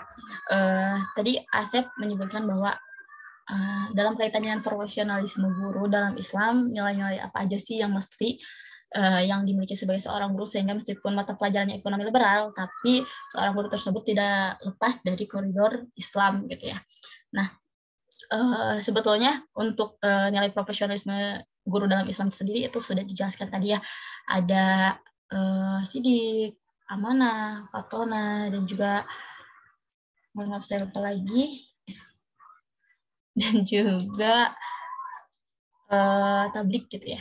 Nah, itu merupakan beberapa nilai yang harus dimiliki oleh seorang guru gitu ya, maupun itu guru Islam, guru mata pelajaran yang pendidikan agama Islam ataupun mata pelajaran lain. Lalu kaitannya dengan cara agar guru walaupun guru ekonomi gitu ya, yang kita itu mempelajari konvensionalnya gitu ya, bukan syariah gitu. Nah, gimana caranya agar kita tidak terlepas dari koridor Islam? Ini menurut saya pribadi ini ada kaitannya dengan modernisasi modernisasi Islam gitu ya. Nah, untuk mata pelajaran ekonomi sendiri gitu ya, itu yang diajarkan oleh seorang guru gitu ya. Ini ada beberapa contoh gitu ya. Contohnya saya dulu diajarkan oleh guru yang juga mengajarkan konvensional gitu ya. Materinya konvensional tetapi selalu menyisipkan terkait Islamnya gitu. Tetapi kata guru tersebut, walaupun demikian pengajaran terkait ekonomi syariahnya gitu ya tidak terlalu banyak, hanya bisa sedikit-sedikit saja. Nah ini nilai-nilai seperti ini termasuk sekali dengan modernisasi Islam gitu ya. Kita sebagai seorang Muslim tentunya harus mempunyai beberapa nilai. Yang pertama nilai keimanan, nilai ibadah, dan juga nilai akhlak.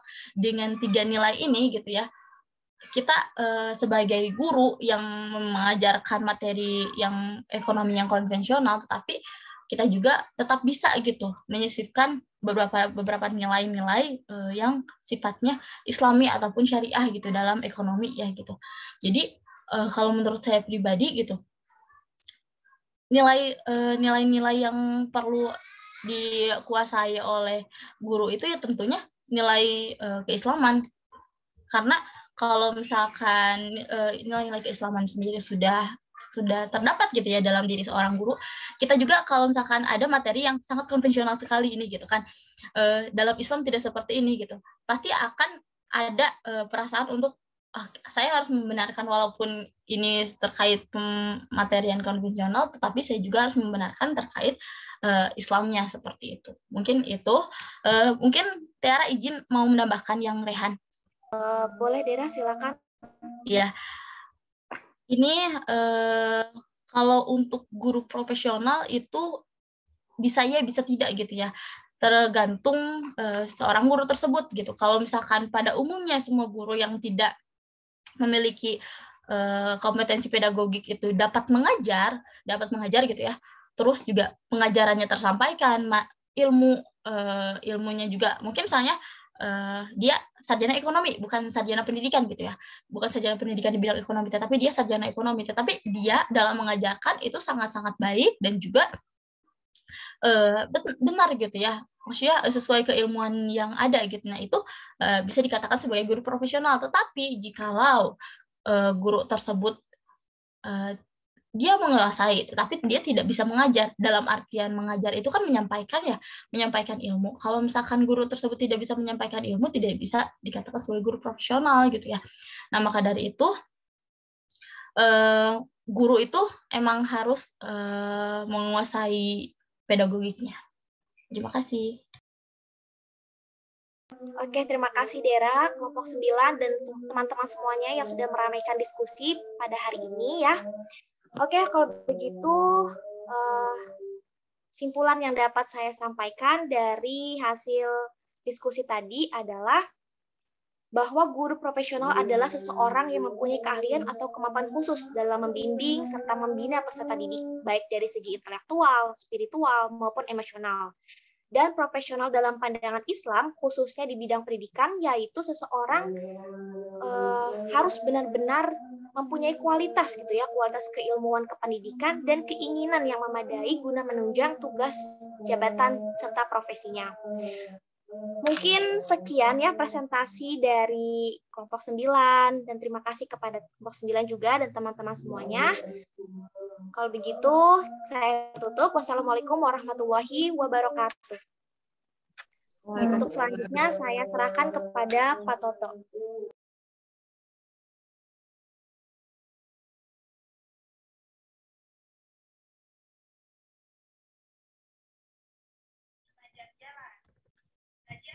Terima kasih, moderator.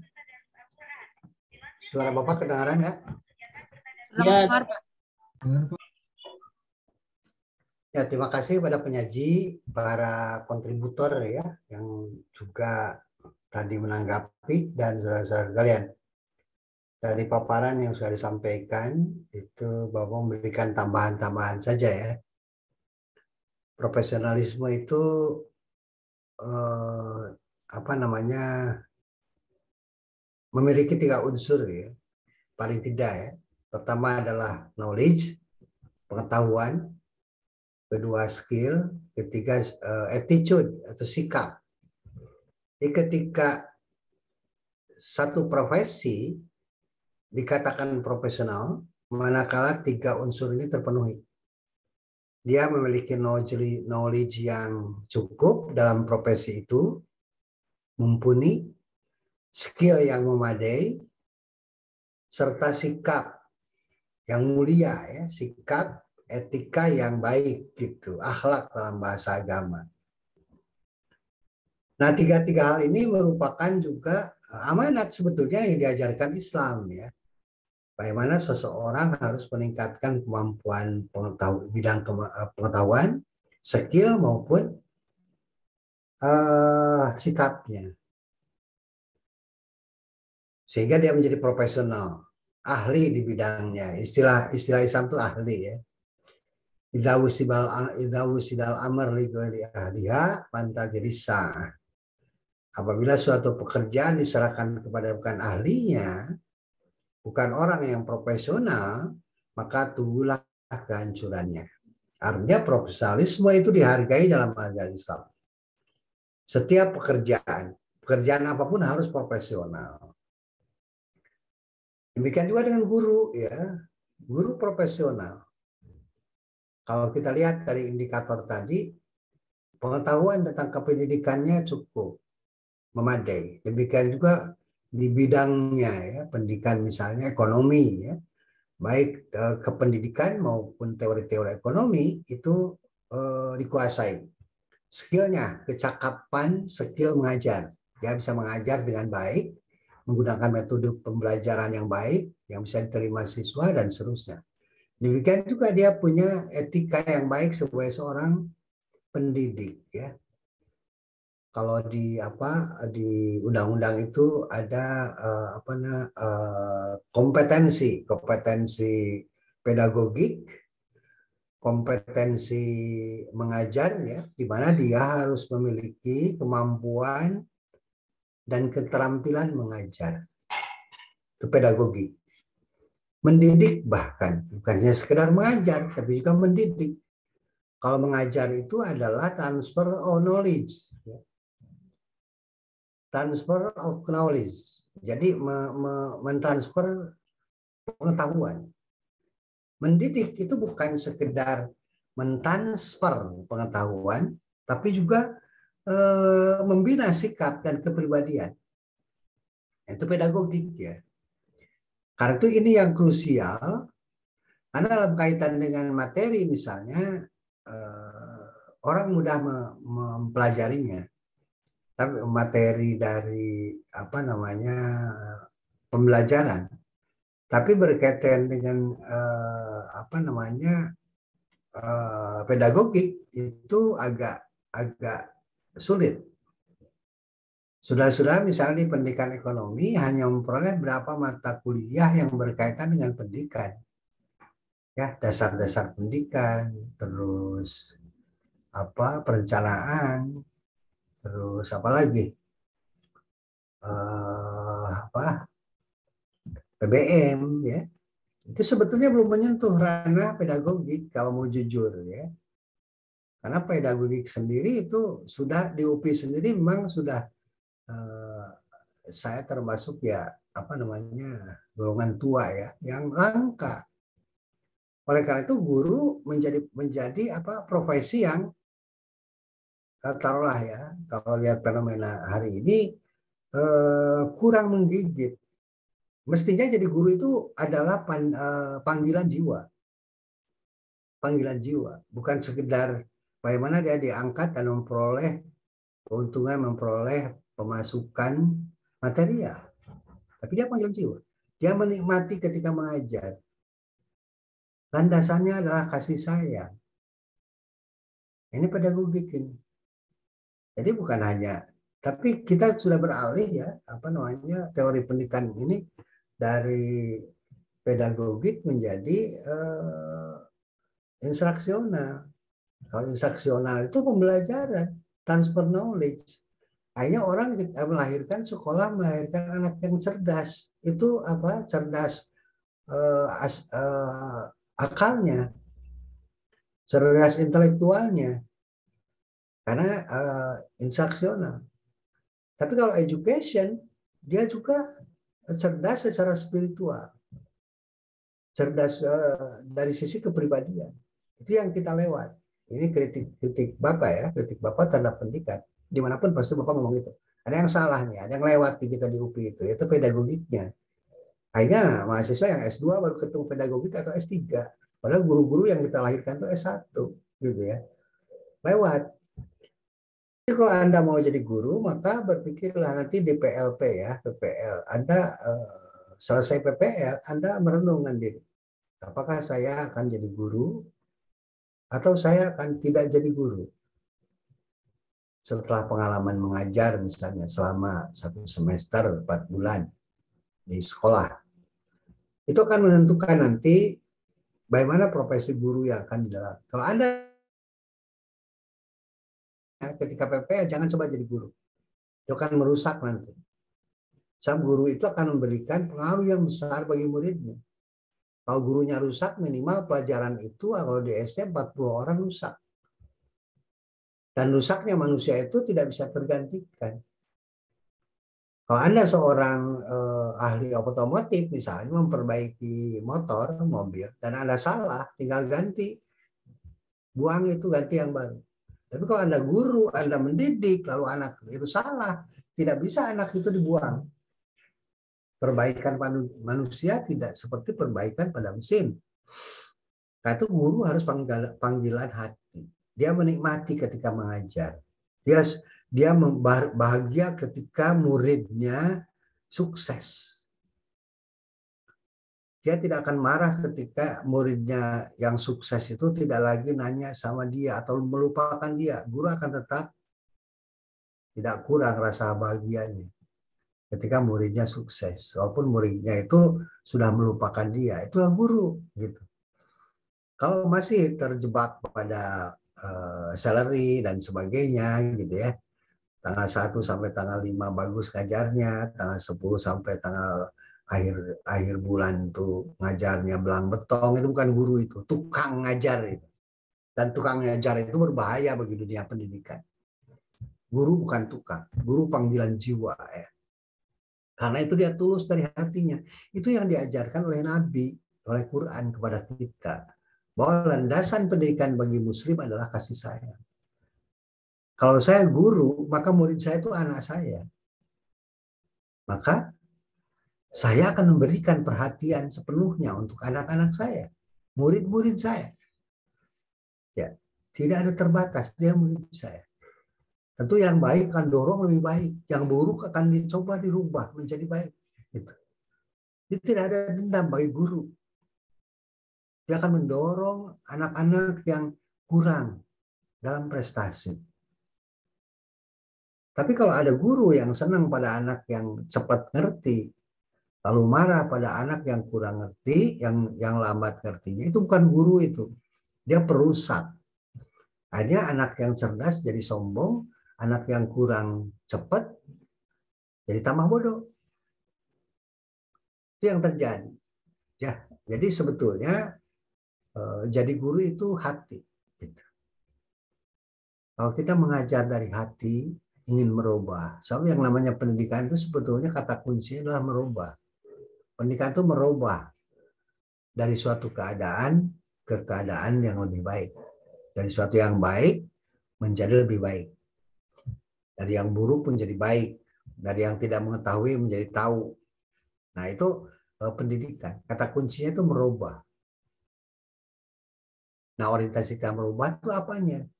Kognitifnya, pengetahuannya rubah. Jadi tidak tahu menjadi tahu. Keterampilannya, skillnya kita rubah. Jadi tidak terampil menjadi terampil. Atau sikapnya, tadi yang kurang baik menjadi baik. Itu tergantung kepada tujuan pendidikan. Nah, guru yang profesional itu guru yang memiliki pemahaman yang tinggi dalam bidang pendidikan dan bidang studi, Yang kedua, punya skill dalam mendidik. Yang ketiga, punya attitude. Bisa jadi guru itu tidak belajar di UPI, bisa jadi. Pengetahuannya oke karena di Unpad misalnya, tapi dia tidak belajar ilmu mendidik. Ilmu mendidik itu kan pengetahuan. Kalau pengetahuan kan bisa dipelajari sendiri, bisa baca sendiri, kan begitu. Walaupun tidak kuliah. Kenapa tidak? Sebanyak-banyak buku tentang pendidikan kan bisa dibaca. Walaupun dia tidak kuliah. Ya tidak selalu misalnya jurusan yang layak itu dari UPI, tidak selalu. Bisa saja orang belajar sendiri, tapi panggilan hatinya ingin jadi guru, padahal dia sarjana ITB, bisa saja. Dia lebih menang lebih dahulu dengan panggilan hatinya. Dan kita yang ada di UPI, kalah barangkali di satu sisi itu. Karena pendidikan itu misalnya, ilmu pendidikan itu bisa dipelajari. Jadi bisa jadi lebih baik mereka daripada kita yang belajar ilmu pendidikan. Karena belajar kita baru kognitif, pengetahuan tentang mendidik. Belum dia kemampuan menerapkan pendidikan, belum. Ya, Anda orang ekonomi kan? Orang ekonomi. Belum tentu Anda bisa wirausaha. Dan belum tentu Anda kaya. Banyak orang yang bukan jurusan ekonomi tapi mampu menjadi pengusaha yang sukses. Gitu kan? Knowledge, gitu. Bisa jadi. Oleh karena itu dalam kondisi, apalagi kondisi kekinian di mana kita banyak menemukan sumber-sumber belajar di luar perkuliahan. Orang yang bukan bidangnya tapi jadi gurunya bagus gitu ya. Justru biasanya orang-orang dari UPI misalnya kurang bagus kan, guru matematika. Kenapa matematika itu tidak disukai oleh anak-anak? Karena mulai dari sikap gurunya. Mengapa matematika itu susah? Karena itu di awal-awal di kepala murid sudah ada pikiran matematika itu susah, fisika itu susah, bahasa Inggris itu susah. Padahal pendekatan yang baik adalah memudahkan, bukan mempersulit. Guru yang baik itu bisa mempermudah yang sulit, ya, yang susah, bisa menyederhanakan yang rumit. Tapi kalau mempersulit yang mudah itu bukan guru, bukan dosen, polisi itu. Kalau jadi polisi nggak bisa jadi guru. Jadi guru itu yang susah itu bermudah, yang rumit itu disederhanakan, itulah guru gitu ya. Karena itu Anda silakan mau jadi guru atau tidak, tapi Anda harus punya tekad yang kuat. Jangan setengah-setengah jadi guru. Akhirnya saya jadi guru, sebenarnya saya nggak mau jadi guru, tapi karena saya lulus tes, jadilah saya guru.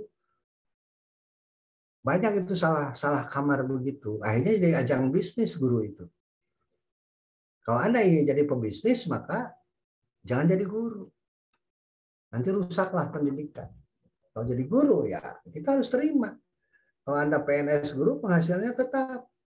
Per 3 tahun karena prestasi, misalnya Anda bisa naik aja. Kalau mau kaya sekaya-kayanya jangan jadi PNS dong, jadi pengusaha. Silakan mau jadi konglomerat nggak ada salah. Ini banyak yang salah jalan di Indonesia itu. Ya, mau kaya tapi pakai jalur PNS, ya korupsi itu. Kalau di guru misalnya nggak bisa dikorupsi kecuali korupsi kapur dan spidol, makan kapur spidol. Stres akhirnya. Nah, itu identik guru dengan TBC, ini yang bahaya nih. Jadi jangan stres, dia menikmati. Guru yang baik itu tanggal 1 atau tanggal bulan tetap saja ceria gitu. Dan dia menikmati wajah-wajah. Pagi-pagi wajah ceria anak itu menyegarkan dirinya.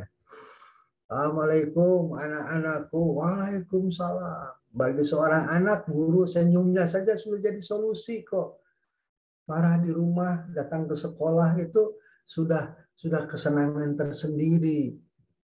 Tapi yang terjadi hari ini, sekolah jadi penjara. Sudah di rumah nggak betah, lari ke sekolah pun jadi penjara. Akhirnya anak senang tidak di rumah, dia di sekolah. Di jalan itulah pergaulan mereka lamanya. Kadang-kadang nggak sekolah, di jalan tapi keluar dari rumah. Lihat saja di akhir kelas 3-nya di SMP atau SMA. Kalau sudah dibagi ijazah, naik motor rame-rame ke Lembang. Wah, ramai bebas, sambil coretin baju, seolah-olah baru keluar dari penjara panjang 3 tahun. Artinya sekolah tidak menyenangkan. Mestinya dia menangis dan rindu sekolah. Pada saat libur sekalipun dia rindu sekolah. Aduh, tapi rindu teman-teman, rindu guru, rindu guyonan di sekolah. Udah di rumah salah, orang tua sibuk, dia ada perhatian pada anak, ketemu malam, anak udah tidur, berangkat pagi, anak belum bangun, gitu. Ditambah di sekolah seperti itu, jadilah generasi jalanan. Yang bahaya ya, pendidikan kita. Ini sisi buruk, mudah-mudahan tidak terjadi ya. Ada pertanyaan tadi, pelecehan oleh guru, itu bukan guru itu, oknum ya. Guru nggak ajarin itu. Guru agama apalagi kiai kita dengar. Tetapi karena lapangan guru itu lapangan yang suci, putih, ketika ada sesuatu yang ternoda, itu semua orang melihat. Karena profesi guru itu putih, seperti kain putih. Ketika ada noda hitam, semua orang melihatnya. Dan mencibirnya. Padahal pemerkosaan itu tiap jam di Indonesia terjadi. Tidak pernah ribut. Di pendidikan mungkin sekian tahun sekali. Dari sekian ratusan ribu guru barangkali hanya 0, sekian persen. Demikian juga di pesantren. Anda jangan terjebak untuk melecehkan profesi ini ya. Tuh guru kurang ajar, satu oknum. Lihat pemerkosa yang